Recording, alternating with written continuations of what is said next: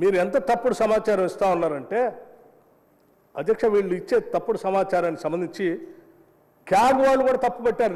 మేము చెప్తాం కాదు. ఉదాహరణ క్యాగ్ 2019-20లో అధ్యక్ష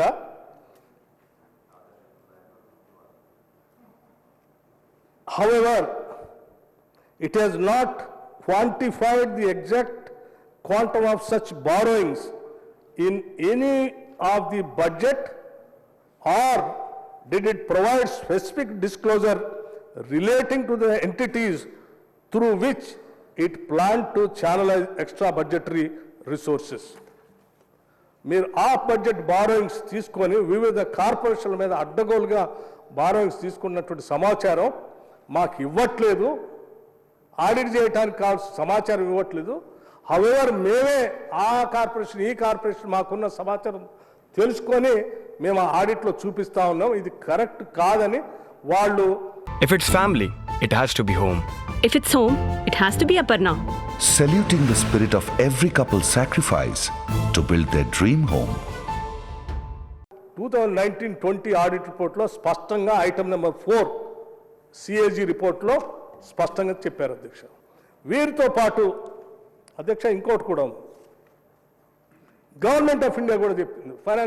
ఫైనాన్స్ డిపార్ట్మెంట్ అధ్యక్ష, ఫైనాన్స్ డిపార్ట్మెంటు వాళ్ళు ఇచ్చింది 13th April 2022 అధ్యక్ష. దీంట్లో CAG in its report has further observed, copy and close, that state had mobilized off-budget borrowings of 21,802.87 crore during 2020-21 and 1,11,898.69 crore to the end of March 2021 from various banks on behalf of the government, for which principal and or interest would be serviced out of the budget, state budget.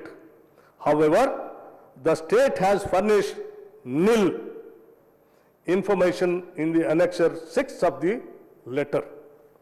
Therefore, it is requested to furnish the details of the borrowings of state public sector companies, corporations, special purpose vehicles, SPVs, and other equivalent institutions where principal and interest are to be serviced out of the state budget and or assignment of taxes, cess, or any other state's revenue in the prescribed annexure 6th.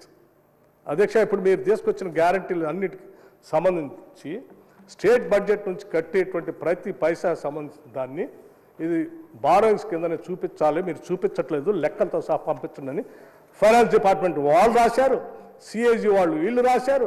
ఇవన్నీ రాసిన తర్వాత చూపిస్తే ఈ వాస్తవాలు బయటకు వస్తే మళ్ళీ ఇంకా అప్పులు తెచ్చుకోవడానికి ఏమైనా ఇబ్బంది వస్తుందేమో అని కొత్త కాలాన్ని ఎతికి అందులో అవుట్ స్టాండింగ్ ఏంటి, దీనికి ఆ కాలంలో నాకు రిస్క్ ఓన్లీ 5% అని తగ్గించి చూపించి ఆ చూపించిన దాన్ని RBI ప్రింట్ చేస్తే మళ్ళీ దాన్ని తీసుకొని వచ్చి మళ్ళీ చూపిస్తాం. ఇది అధ్యక్ష హరీష్ రావు గారు చేసేది. అధ్యక్ష, దీంతో పాటు